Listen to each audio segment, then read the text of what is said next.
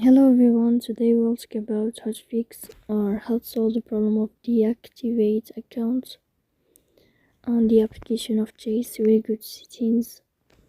Here this first page of settings.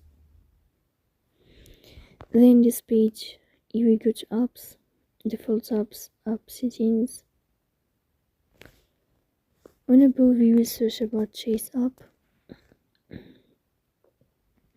Then we click on first stop and we click OK.